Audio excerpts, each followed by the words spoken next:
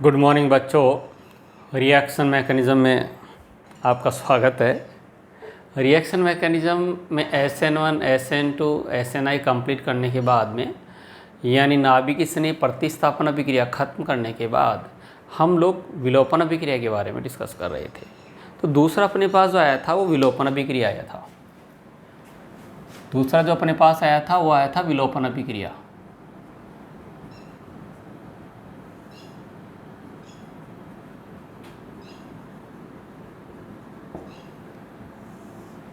और विलोपन अभिक्रिया मतलब एलिमिनेशन रिएक्शन।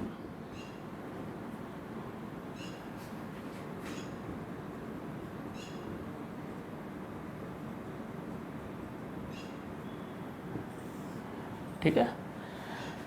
विलोपन में आपको बताया था विलोपन है क्या। जब किसी एक ही आधार अणु से परमाणु के समूह या अणु का छोटे अणु का निष्कासन हो रहा होता है तो विलोपन होता है। ठीक है। तो छोटे अणु का निष्कासन हम लोगों ने किया था और इसमें देखा था कि विलोपन किस किस टाइप के होते हैं। तो विलोपन के टाइप में देखा था, तो टाइप में नहीं बताया था, डिपेंड करता है आप आधार क्या लेते हैं। अगर आप लोग ये कहो कि जो परमाणु या समूह हट रहे हैं उनकी स्थिति को देखा जाए तो स्थिति के आधार पर अपने पास अल्फा विलोपन आया था, बीटा विलोपन आया था, गामा विलोपन आया था। अल्फा को 1,1 विलोपन कहा था, उसमें कार्बीन जैसी स्पीसीज बन रही थी, एक ही कार्बन पर 2 लोन पेयर बन रहे थे। बीटा एलिमिनेशन जो होता है, बीटा विलोपन होता है, उसमें आप लोगों ने देखा कि भाई एल्कीन बन रहा है और ये अपने NCERT में भी है बीटा एलिमिनेशन। ठीक है, बीटा विलोपन अध्याय नंबर 10 में। ठीक है।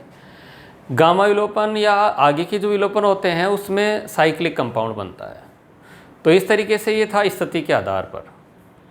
अब हम बात करते हैं मैकेनिज्म के बेसिस पर, क्रियाविधि के आधार पर। तो क्रियाविधि के आधार पर जो विलोपन है वो है अपने पास E1, E2, E1, CB। तो मेनली अपने को मैकेनिज्म ले रहे हैं तो क्रियाविधि के आधार पर ही समझना है। मैंने कहा था एलिमिनेशन जो है वो मैकेनिज्म के बेसिस पर E1 है, E2 है, E1, CB है। तो मैकेनिज्म में अपने को इन्वॉल्व करना है तो फर्स्ट अपन स्टार्ट करते हैं E1 एलिमिनेशन। ठीक है। तो फर्स्ट अपन शुरू कर देते हैं E1 विलोपन। यस। तो आज अपन पूर्णतः फोकस कहाँ करने वाले हैं? E1 elimination. देखिए जो E1 एलिमिनेशन है वो 1 क्या है, E क्या है, ये तो बताएंगे, पर मैं आपको ये बता दूं कि यह विलोपन 2 पद में संपन्न होता है। ये खास बात है। यह विलोपन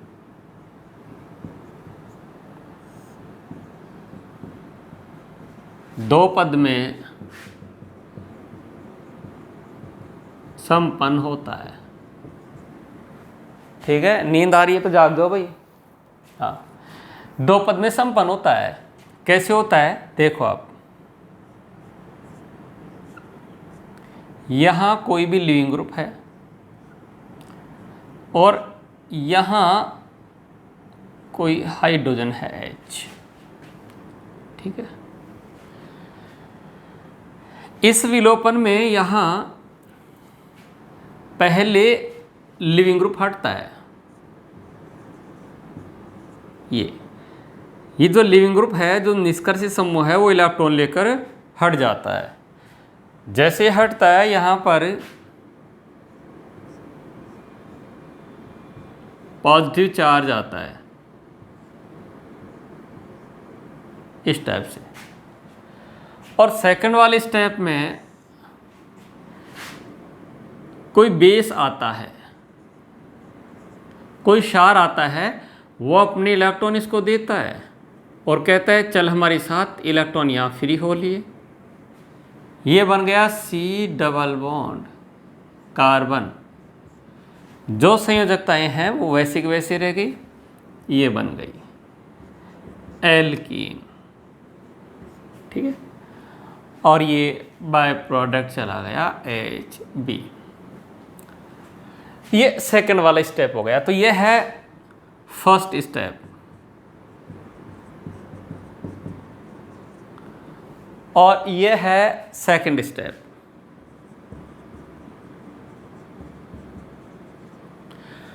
अब अपने को पता है इनमें बॉन्ड ब्रेक हो रहा है, ये वाला लिविंग ग्रुप हट रहा है, तो ये स्लो स्टेप होता है,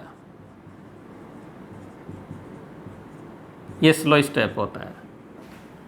और ये जो स्टेप है वो फास्ट है। यस। और हम बढ़ चुके हैं काइनेटिक्स में कि जो स्लो स्टेप होता है उसको अपन RDS कहते हैं, वेग निर्धारक पद।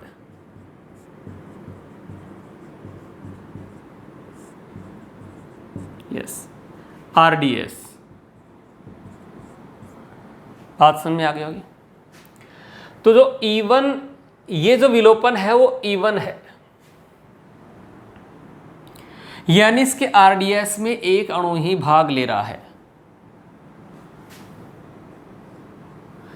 Unimolecular elimination, unimolecular elimination reaction E1। RDS में केवल एक भाग ले रहा है और वो है रिएक्टेंट।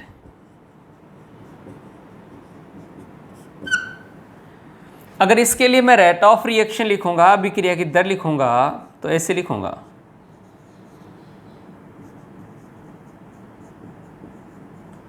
रेट ऑफ रिएक्शन लिखूंगा तो लिखूंगा कि ये समानुपाती इसके है H।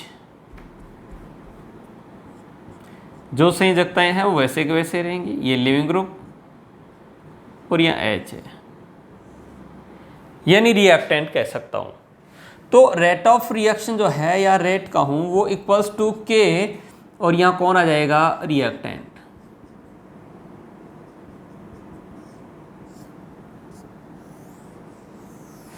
देखिए अभिक्रिया की दर में क्रियाकारकों की सांद्रताओं की घातों का योग 1 आ रहा है। जब 1 आ रहा है तो इसको कहते हैं प्रथम कोटि की अभिक्रिया, क्योंकि सांद्रता की घातों का योग अभिक्रिया की कोटि कहलाता है। तो आप समझ रहे होंगे कि यहाँ जो E1 रिएक्शन है वो क्या है, फर्स्ट ऑर्डर रिएक्शन है। और फर्स्ट ऑर्डर रिएक्शन होने के साथ साथ में कितने स्टेप में कंप्लीट हो रही है, 2 स्टेप में कंप्लीट हो रही है। और इसकी अनुसंख्यता कितनी है, 1 है। तो आप लोगों को ध्यान रखना है, जैसा कि SN1 में था, जैसा SN1 में था वैसा का वैसा ही E1 में है। क्या यह एक अणु के प्रथम कोटि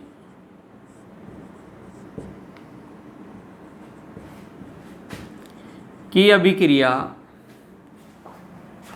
होती है जो 2 पद में संपन्न होती है।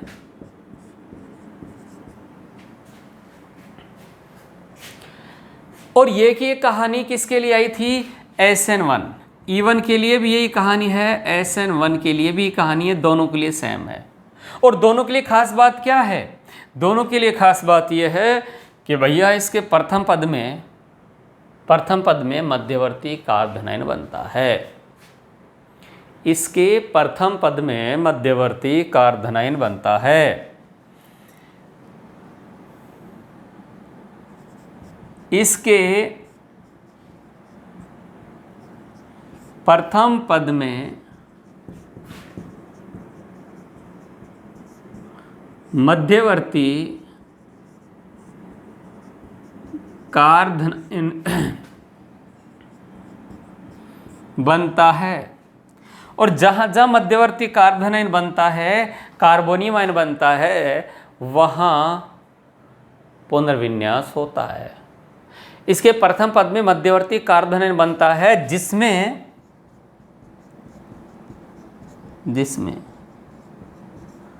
पुनर्विन्यास, रीअरेंजमेंट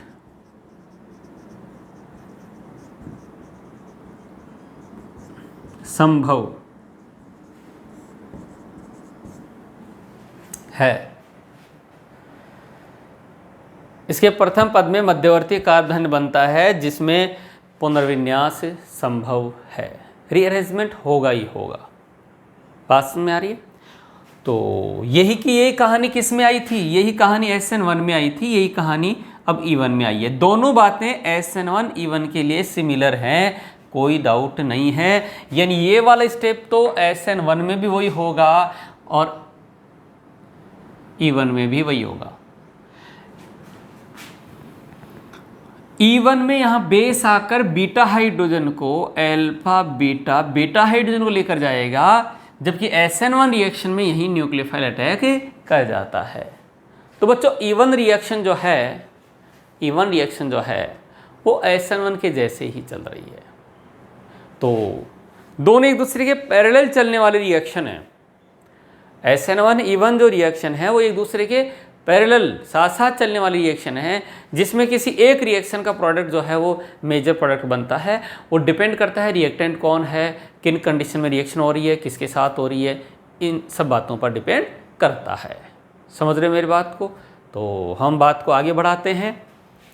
हमने आपको एक तो रिएक्शन के मैकेनिज्म बता दी कैसे होने वाली है, एक है इसकी रेट ऑफ रिएक्शन लिख के बता दिया, और ये बता दिया कि प्रथम कोटि की एक अणु का विक्रिया है। कई बार स्टेटमेंट आ जाते हैं भैया, ऐसे ही इस मध्यवर्ती कार्बन आयन बनता है जिसमें पुनर्विन्यास होता है। ठीक है, तो ये कहानी जो है वो अपन ने शुरू की है E1 विलोपन की, E1 एलिमिनेशन। ठीक है, यस।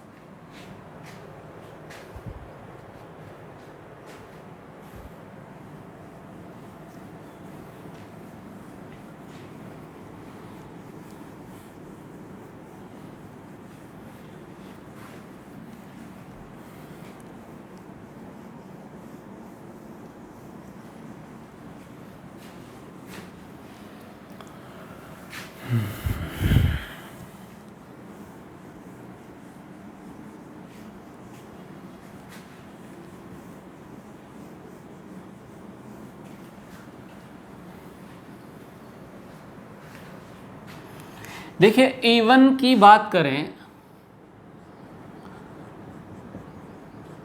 E1 विलोपन,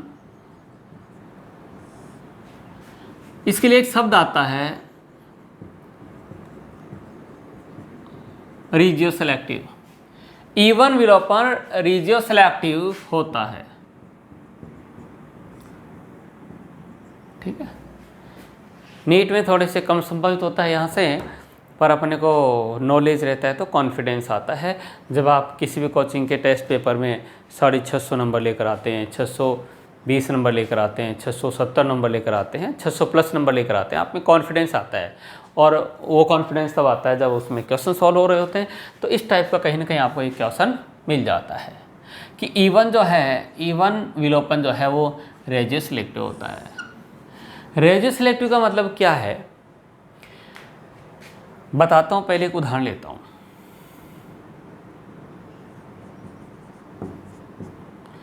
देखिए यहां कोई लिविंग ग्रुप है और यहां H है और यहां भी H है। ठीक है, इसको मैंने कह दिया A, ये हो गया B। पता चल गया अलग अलग टाइप के हाइड्रोजन है। अब यहां पर हो रहा है विलोपन।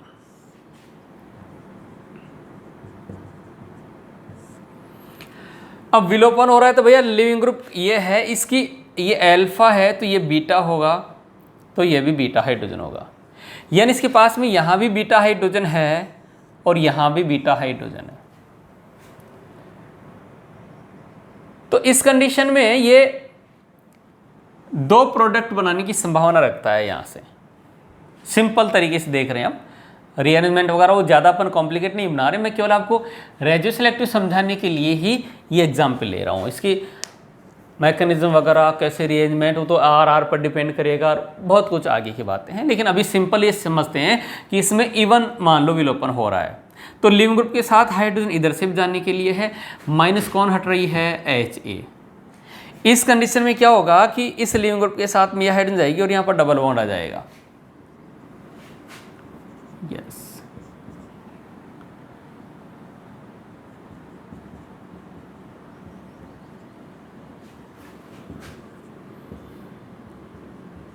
ये बन गया।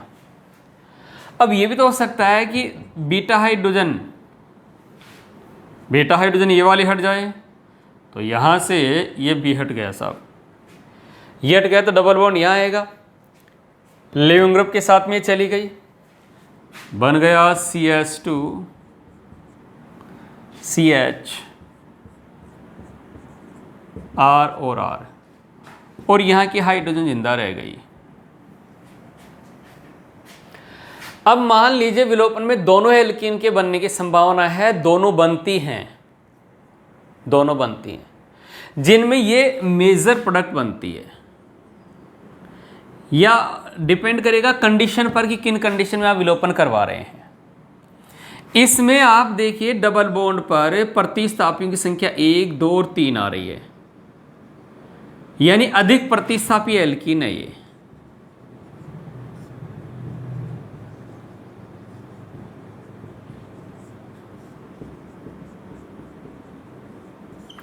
अधिक प्रतिस्थापी एल्कीन है। इसमें डबल बॉन्ड पर देखिए एक ही प्रतिस्थापी आ रहा है, ये कम प्रतिस्थापी एल्कीन है।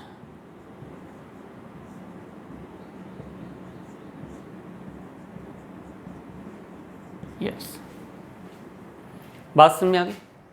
तो बच्चों अपने केमिस्ट्री में जो कम प्रतिस्थापी एल्कीन होती है उसको हॉफमैन एल्कीन कहा जाता है।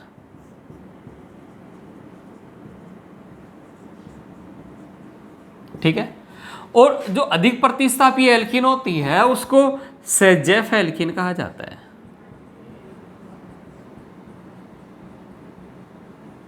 यस, ये कहा जाता है।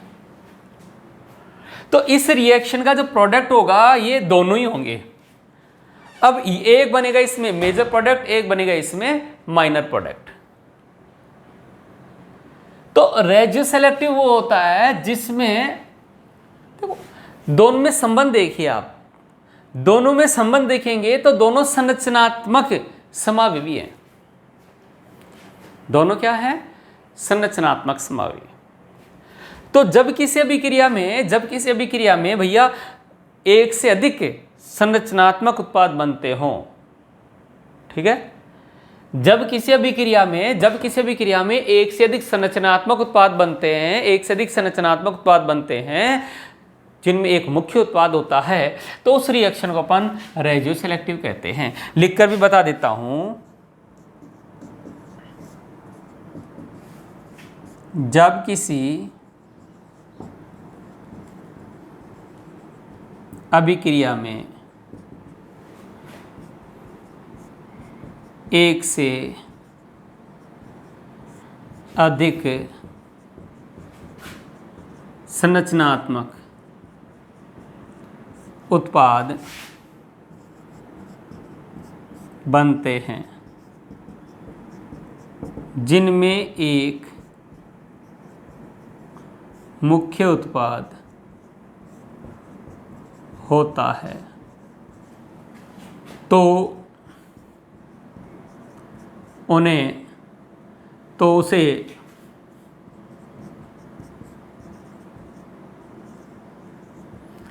रेजियो सेलेक्टिव रिएक्शन कहा जाता है। वो रेजियो सेलेक्टिव रिएक्शन कहलाती है। बात समझ में आ गई। तो हम ये कह सकते हैं कि भाई जो इवन रिएक्शन है वो रेजियो सेलेक्टिव होती है, जिसमें एक से अधिक संरचनात्मक एल्कीन प्राप्त होती है। ठीक है, जिसमें सेजेफ एल्कीन, अब ये भी ध्यान रखना है कि इसमें मेजर प्रोडक्ट क्या बनेगा, इस मेजर प्रोडक्ट बनेगा सेजेफ एल्कीन। यानी इवन विलोपन अभिक्रिया का जो मुख्य उत्पाद होता है वो सेजेफ एल्किन होता है, और सेजेफ एल्किन वो होता है जिस पर एल्किल प्रतिस्थापियों की संख्या अधिक होती है। ये आपका हिंदी मीडियम का प्रोग्राम चल रहा है, ठीक है, जिसमें हिंदी भाषा का उपयोग ज़्यादा से ज़्यादा किया जाता है ताकि आप लोगों को कम से कम कन्फ्यूजन हो, ठीक है। हिंदी मीडियम वाले ही इसको देखें, इंग्लिश मीडियम वाले बच्चे इसको देखने की कोशिश करेंगे तो उनके समझ में कुछ भी नहीं आएगा, ठीक है। यस,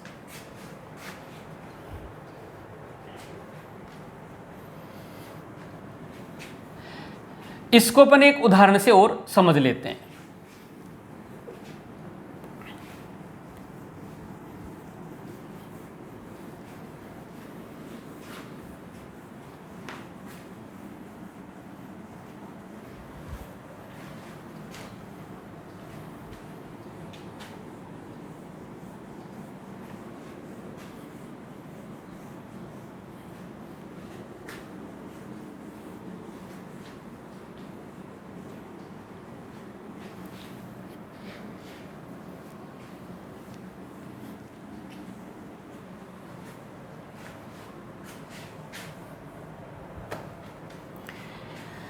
देखिए इवन रिएक्शन का एक उदाहरण देखते हैं जो एनसीईआरटी का भी उदाहरण है।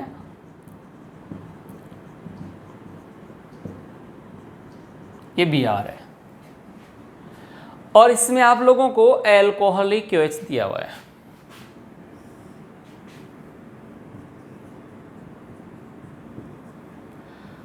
और हमें पता है कि एल्कोहलिक क्यूएच यहाँ पर विलोपन करवाएगा तो इस बीआर के इधर भी हाइड्रोजन है और इधर भी हाइड्रोजन है। ये भी इसकी बीटा हाइड्रोजन कहलाती है और ये भी इसकी बीटा हाइड्रोजन कहलाती है। तो मैं दोनों जगह से हाइड्रोजन हटाकर प्रोडक्ट बनाता हूं। मैंने इस हाइड्रोजन को हटाया,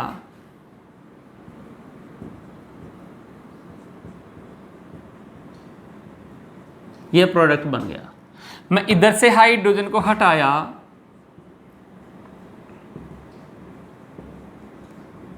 तो ये प्रोडक्ट बन गया। इसको आप कहेंगे 2 ब्यूटीन, इसको आप कहेंगे 1 ब्यूटीन। अगर इनका प्रैक्टिकल डेटा देखा जाए तो ये बनता है 81%, यस, और ये बनता है केवल 19%।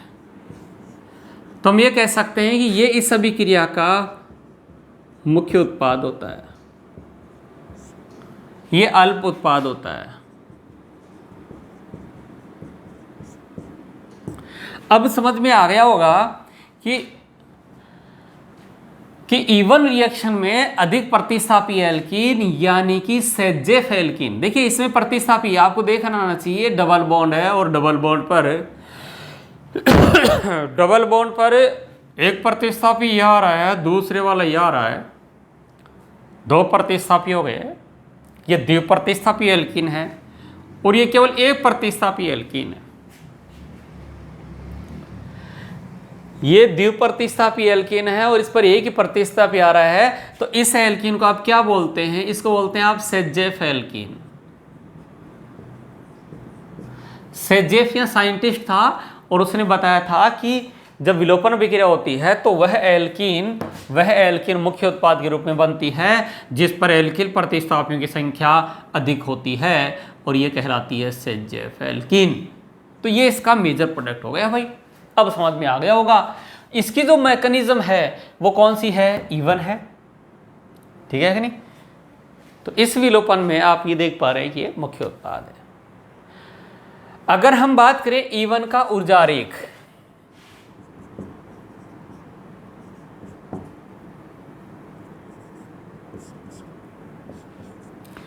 इवन का ऊर्जा आरेख SN1 के जैसा होता है।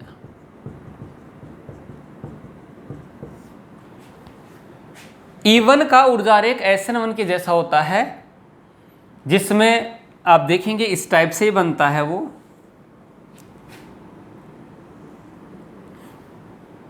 यहां पहले लिविंग ग्रुप जा रहा होता है, RLG है, यहाँ TS वैसी बनती है, ये TS बन गई। ये पॉजिटिव है, ये नेगेटिव है, TS फर्स्ट है, फिर इसमें बॉन्ड ब्रेक होता है और यहाँ कार्बोकेटाइन बन जाता है, ये R+ बन जाता है। फिर यहाँ से बेस आता है और वो बीटा हाइड्रोजन को हटाता है, उसकी यहाँ TS2 बन जाती है और फिर यहाँ से फाइनली वही प्रोडक्ट बन जाता है। तो यहाँ एल्कीन बनती है।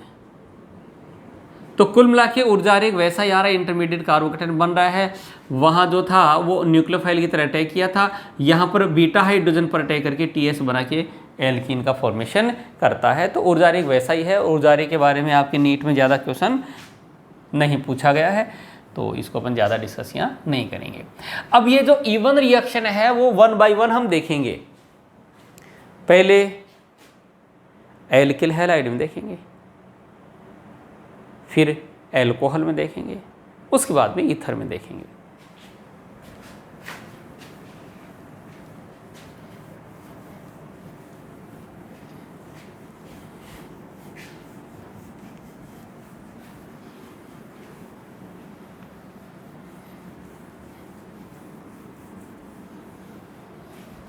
तो अब स्टार्ट कर देते हैं।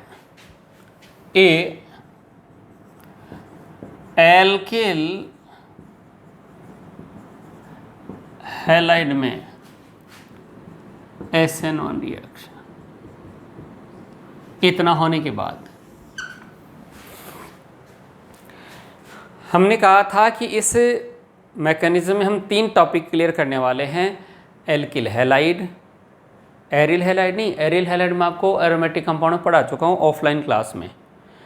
ये जो मामला चल रहा है, मैटर चल रहा है, ये उन्हीं की समझ में आएगा जिन लोगों ने पहले ऑनलाइन कनेक्ट करवाया था, फिर वो सारांश के ऑफलाइन क्लास में आए थे और फिर ऑफलाइन क्लासेस कोरोना की वजह से फिर क्लोज होकर लॉकडाउन लग गया और फिर ऑनलाइन सिस्टम में जो आ रहे हैं उन्हीं के समझ में आने वाला है। बाकी लोगों की कहानी समझ में नहीं आने वाली है, ठीक है। नहीं तो आप जो है क्योंकि समझ में ही नहीं आया कि हैलाइड में एरिल हैलाइड कहाँ गया। एरिल हैलाइड ऑफलाइन में हुआ था, यहाँ अपन एल्किल हैलाइड समझेंगे, ठीक है। और यहाँ एल्कोहल हम लोगों ने नहीं लिया था, ऑफलाइन में ले लिया था क्या, एल्डिहाइड, कीटोन, कार्बोक्सिलिक एसिड, बहुत सारे टॉपिक्स ले लिए थे, पर वहाँ एल्कोहल नहीं लिया था, ठीक है। तो एल्कोहल लेंगे। वहाँ ईथर नहीं लिया था, ईथर भी यहीं लेंगे। तो इन तीनों टॉपिक्स को अपन यहाँ क्लियर करने वाले हैं, ठीक है। पहला, एल्किल हैलाइड में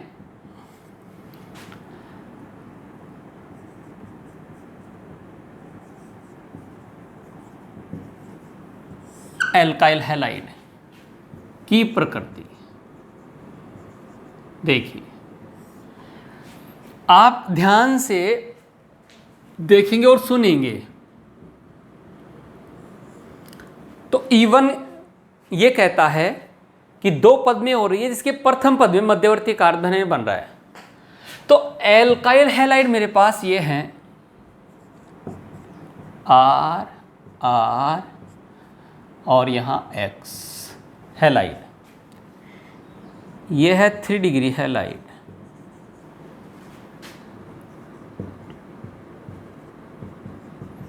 X 2 डिग्री हैलाइड,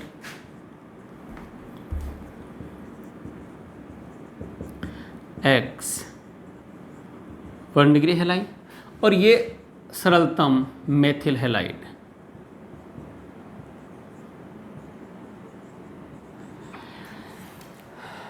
एग्जाम में क्वेश्चन आया कि SN1 सबसे ज्यादा कौन देगा, 3 डिग्री। क्यों? क्योंकि SN1 में मध्यवर्ती कार्बोनाइन बनता है और ये वाला कार्बोनाइन देखिए ऐसा,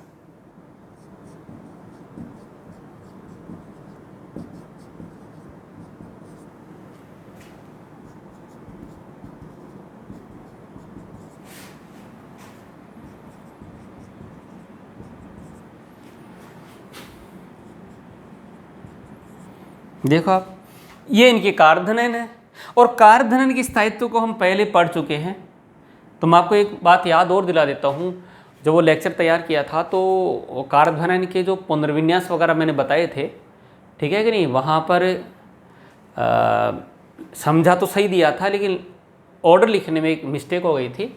और वो मिस्टेक ये थी कि यहाँ ये कारध्वनिन है, ठीक है बच्चों। या तो उस पूरे लेक्चर को मैं दोबारा बनाऊं या उस बात को समझा दूं। यहाँ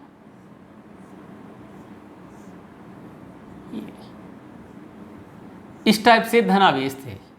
मैंने समझा भी दिया था कि भाई वलय तनाव की वजह से ये सबसे कम स्थायित्व वाला होता है, वलय तनाव कम होता जा रहा है तो स्थायित्व बढ़ता जा रहा है। तो इनमें सबसे ज़्यादा स्थायी ये वाला होता है, उससे कम ये होता है और उससे कम ये होता है। अब हुआ क्या, समझा दिया सही, लेकिन वो ऑर्डर लिखने में बीच में दूसरी बात आ गई। ऑर्डर लिखते टाइम फिर वो जो साइन है वो यूँ लग गया था। बाकी समझाने में आप लोगों को सही समझा दिया था, लेकिन ये जो ऑर्डर बनाने का जो क्रम था वो गलत हो गया था वहाँ। तो उसको ध्यान रखना है कि इन कारध्वनिन के स्थायित्व का ये क्रम आता है, ठीक है। जब समय आएगा तो या तो उस लेक्चर को दोबारा बनाएंगे या फिर आप समझ में आ गया। और समझने वाले बच्चे समझ जाते हैं क्योंकि मैंने सही समझा दिया था, बस ये साइन उल्टा लग गया था वहाँ, ठीक है। यस, तो यहाँ कारध्वनिन के स्थायित्व की बात करें तो इनके स्थायित्व का ये क्रम होता है। ये मेरे पास आ गया कारध्वनिन के स्थायित्व का क्रम। मुझे पता है कि SN1 रिएक्शन है तो मध्यवर्ती कारध्वनिन बनता है और ये वाला सबसे अधिक स्थायी कारध्वनिन बनाता है, इसलिए सबसे ज़्यादा रिएक्टिव हुआ। ये सबसे कम स्थायी कारध्वनिन बनाता है, इसलिए SN1 सबसे कम दिया। अब बात आती है E1 की, बात आती, सॉरी ये E1 ऐसे मिस्टेक हो जाती है, E1, ठीक है, एल्किल हैलाइड में E1। तो हम बात करें E1 रिएक्शन की, किसकी बात कर रहे हैं, E1 रिएक्शन की बात कर रहे हैं। और E1 रिएक्शन में हम ये देखते हैं कि जो प्रथम पद होता है उसमें मध्यवर्ती कारध्वनिन बनता है और कारध्वनिन सबसे ज्यादा स्थायी यही बना रहा है। जब ये वाला सबसे अधिक स्थायी कारध्वनिन बना रहा है तो E1 रिएक्शन भी ज्यादा यही देगा। तो E1 हो चाहे से SN1 हो, 3 डिग्री हैलाइड ज्यादा देता है, ठीक है। लेकिन अगर बात करें SN2 की तो SN2 ये ज्यादा देता है क्योंकि इसमें त्रिम्बादा क्या है, कम है। इसमें त्रिम्बादा ज्यादा है इसलिए SN2 कम देता है, ऐसा हम लोग पढ़ चुके थे। तो जो एल्किल हैलाइड हैं, इन एल्किल हैलाइड की प्रकृति भी डिपेंड, E1 कौन ज़्यादा देगा डिपेंड करेगी, ठीक है। ये था। इसके बाद में इसमें 2 नंबर आता है निष्कर्षी समूह।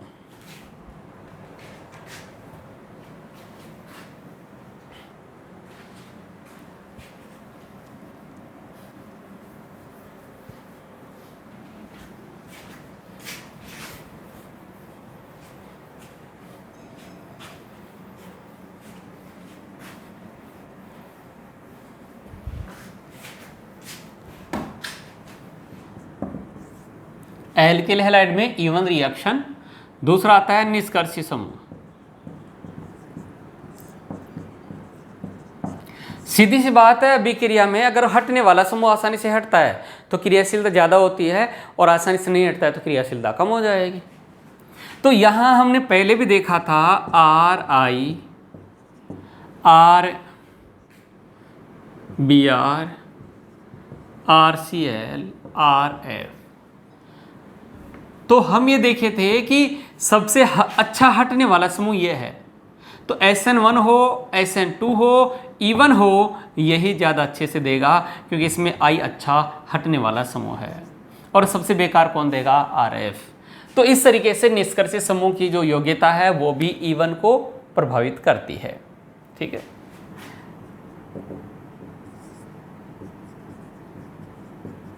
विलायक, देखिए विलायक जो है वो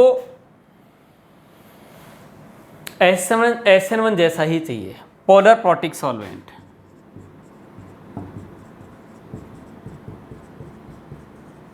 अगर लिया जाता है तो ये उपयुक्त रहता है।